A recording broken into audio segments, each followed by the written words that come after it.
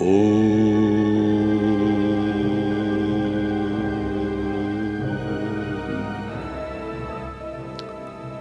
कृष्ण वंदे जगत गुरु। सनातन में विज्ञान के इस एपिसोड में आपका स्वागत है। अभी हम जो श्लोक आपको सुना रहे हैं वो भगवत गीता के दूसरे अध्याय का 9वां, 10वां और 11वां श्लोक होगा। पहले हम संस्कृत में श्लोक सुनाएंगे, उसके बाद में उसका हिंदी में अर्थ बताएंगे और फिर हम बात करेंगे सनातन में विज्ञान की। आइए शुरू करते हैं। 9वां श्लोक। एव मुक्त्वा ऋषिकेशम गुडाकेशः परंतप न योत्स्य इति गोविंद मुक्त्वा तूष्णीम बभूवः। संजय बोलते हैं, हे शत्रुतापन धृतराष्ट्र, ऐसा कहकर निद्रा को जीतने वाले अर्जुन अंतर्यामी भगवान गोविंद से मैं युद्ध नहीं करूंगा ऐसा स्पष्ट कहकर चुप हो गए। 10वां श्लोक। तमुवाचे ऋषिकेशः प्रसन्निव भारत सेनयोरुभयोर्मध्ये विषिदन्तमिदं वचः। हे भरतवंशोद्भव धृतराष्ट्र, दोनों सेनाओं के मध्य भाग में विषाद करते हुए उस अर्जुन के प्रति हंसते हुए से भगवान ऋषिकेश ये वचन बोले। क्या बोले? ये 11वां श्लोक है। असोचान्यन्व सोचस्वत्वं प्रज्ञावादांश्च भाषसे गतासूंश्च नानुशोचन्ति पंडितः। भगवान श्री कृष्ण बोले, तुमने शोक न करने योग्य का शोक किया है अर्जुन, और पंडिताई की बातें कर रहे हो, परंतु जिनके प्राण चले गए हैं उनके लिए और जिनके प्राण नहीं गए हैं उनके लिए पंडित लोग शोक नहीं करते। ये हुए श्लोक, उनका हिंदी में अर्थ। और अब बात करते हैं सनातन में विज्ञान की कि हर आदमी मानव जन्म लेता है, बल्कि जानवर भी अपनी योनि में जन्म लेते हैं।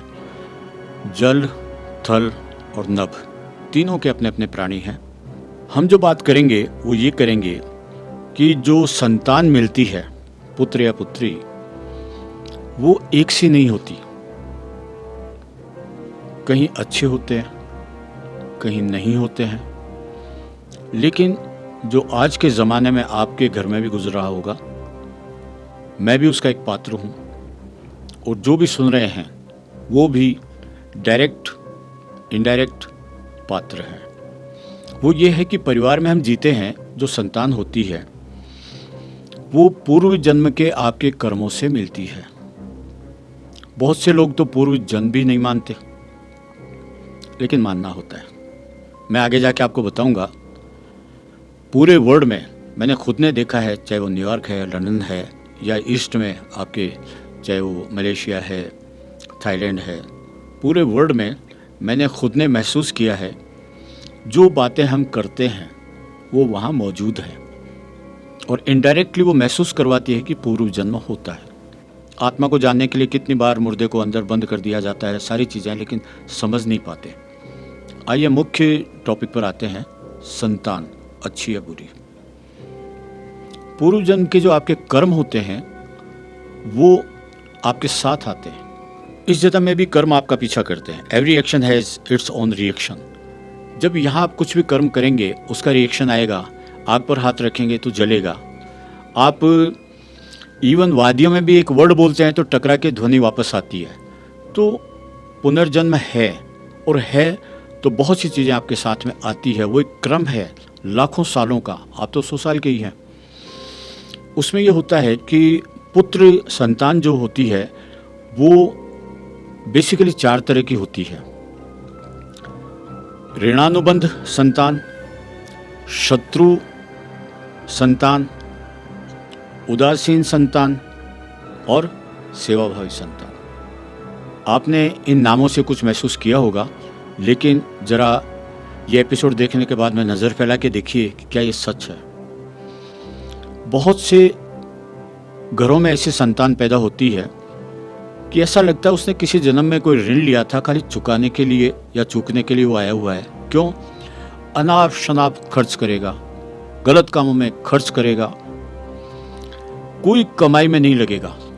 पता चले कि जो 2-3 पीढ़ियों से माँ बाप दादा नाना वगैरह कमा के ला रहे हैं, उसको पूरा उड़ाने में लगा रहेगा। उसका हर वक्त ध्यान उस पैसे को उड़ाने में, एंजॉय करने में लगा रहता है। कहने का मतलब ये है, वो तब तक आपके पैसे को धुआं करेगा जब तक पिछले जन्म में जो ऋण आपका था पूरा हो नहीं जाएगा। फिर कभी कभी सुनने में आता है ना, अब तो ये सुधर गया है। तो कहने का मतलब अब वो नया जीवन जिएगा, लेकिन आपको जो ऋण चुकाना था वो उसने चूक लिया, लाखों करोड़ों में आपको नुकसान देके। दूसरा है शत्रु। आजकल ये जो है वो ज़्यादा देखने में मिलता है, लड़कों में, लड़कियों में। लड़कियों की शुरुआत अब हुई है संतान के रूप में। जैसे जैसे आज़ादी मिली है उनका रूप सामने आने लगा है।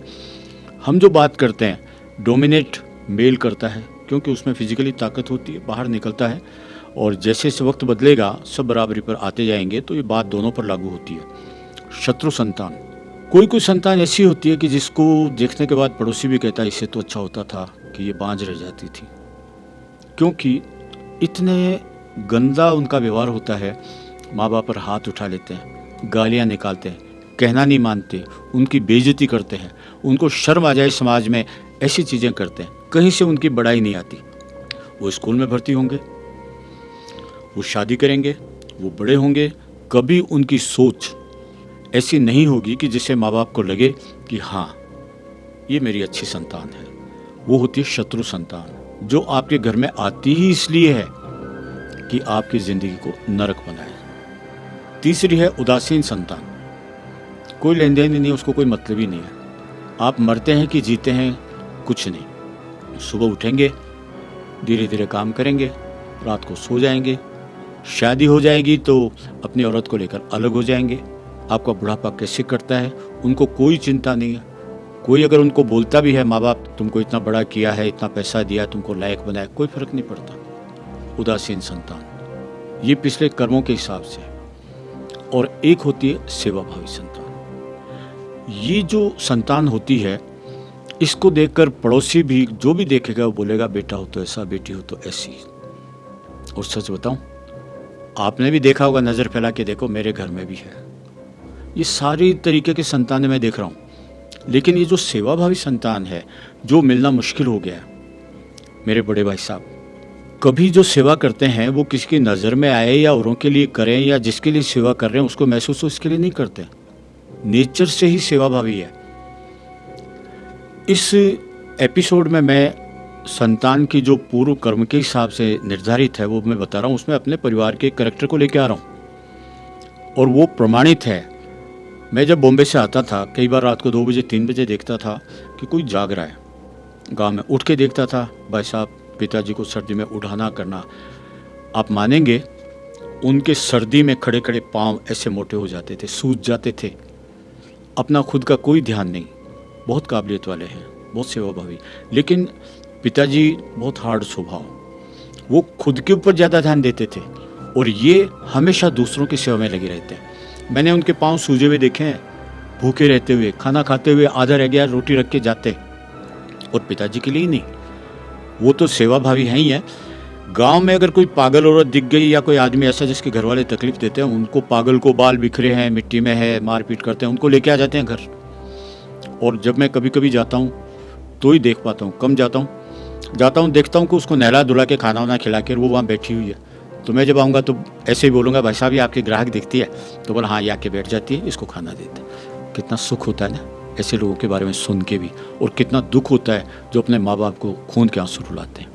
ये पूर्व जन्मों का है। और ये जन्म कितने होते हैं कि नहीं होते हैं, आप ये एपिसोड वगैरह देखते जाइए। धीरे धीरे आपकी बची हुई ज़िंदगी में आपकी आंखें खुलती जाएंगी। आप एकदम शांत, समझदार, अच्छे स्वभाव के हो जाएंगे। आज के एपिसोड में इतना ही। मिलते हैं अगले एक और एपिसोड के साथ, सनातन में विज्ञान का। जय श्री कृष्ण।